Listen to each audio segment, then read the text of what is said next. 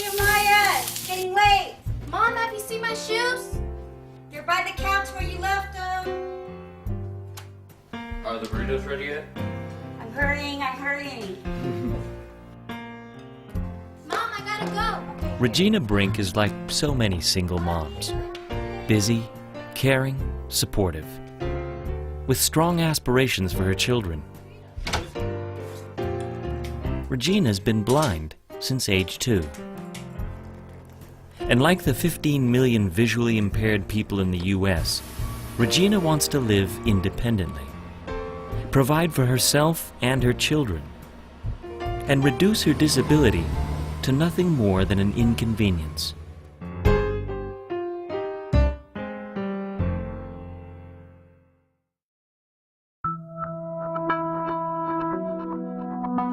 Blindness and vision loss is an equal opportunity disabler. Just kind of looking right down there at that chart down there. It doesn't discriminate with regard to location, race, gender, age, or income. I think sometimes it's difficult for people that have normal vision to really understand what it's like to even suddenly or gradually lose your vision. The devastation that comes as a result of that, the fear, the isolation, the anger. You can imagine the difficulty that these individuals have just coping with, normal life situations. Close your eyes in a house that you know and try to walk around and get yourself a glass of water. Just as simple as that. And recognize that if we don't help those that can't do that, then we have not put these people back into the mainstream. Were you ever a contact lens wearer when you were younger, when your vision was better? Of the 30,000 people in the Sacramento area who are legally blind, more than 2/3 of blind adults are unemployed. Nearly half of blind youth are illiterate. And most blind people, regardless of age, haven't acquired the skills necessary for building a productive, independent life. I feel very positive about what we've done today. We've identified. This city street is today's classroom for orientation and mobility training, where the students are learning to use a white cane. Vicky, their instructor, knows the challenges, techniques, and the value of gaining mobility for the blind, because Vicky is blind too. Now that you've got butter in the pan, So is Russ Sheehan, who teaches independent living, everything from cooking to fixing a broken faucet. training and attitude are hand-in-hand thing. You can't have the skills without the attitude. The skill is just simply an action. And the attitude is the drive, it's the motivation, it's the I can in what we do. Did you find it with your Braille display? Peg Halverson also is blind. Her adaptive technology class teaches skills that win jobs. There's an OK button. Press it because I'm not sure where we are. Next one is a 1-5, that's an E. Braille is the very foundation of literacy for the blind. The Society offers the region's only programs for blind youth, although currently limited to the summer and the outdoors. If you don't have the attitudes and the skills to experience the world fully, then that's the real tragedy. And with the Society for the Blind here available for people and with some more support and services from the community, there's no reason that that tragedy should exist. Decades ago, the Sacramento area Lions Clubs built this facility at the end of an alley to serve the blind in the region. In this small building, there are no dedicated programs for seniors. There's no library or conference rooms for support groups, no after-school or youth programs. The instructional kitchen is shared with staff, with no separation from the rest of the agency.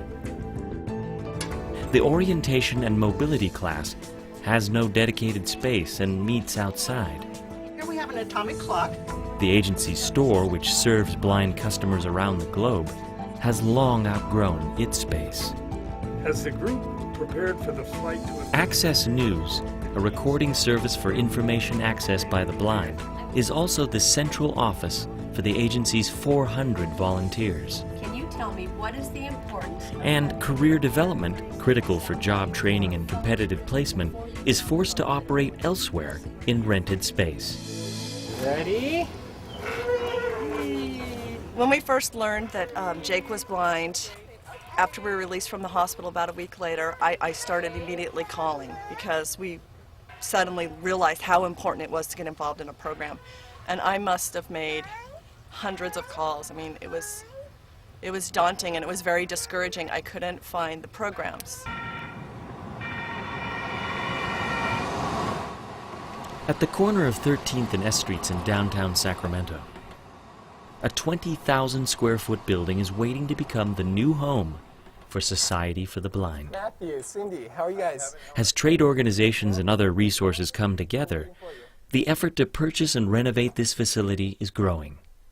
I really think that if you can do something In this new building, they are going to be able to reach so many more people in the community that don't know that they can be productive, that they can go out and get a job, that they can support themselves, that they can contribute to society and make a difference. Right now, they're in a building that they're being choked, they're being challenged. They only can help a small percentage of the blind population. The funds to pay for the building and the hard costs of renovation and construction are desperately needed. It's money that will turn a vacant building into year-round resources for blind children and youth, new facilities for training working adults, and expanded services for the growing numbers of visually impaired seniors. Funds that will transform lives and build independence. There are approximately 30,000 people in the 28-county region that have a need for our services.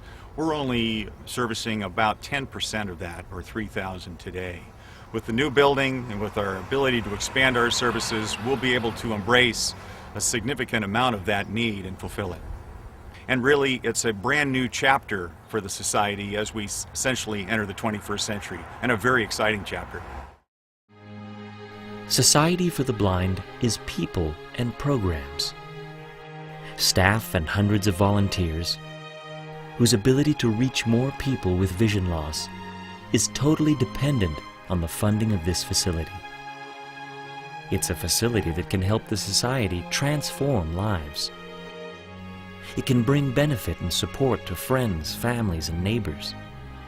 It can help build strong partnerships, deliver exceptional optical care, and continue to produce amazing results.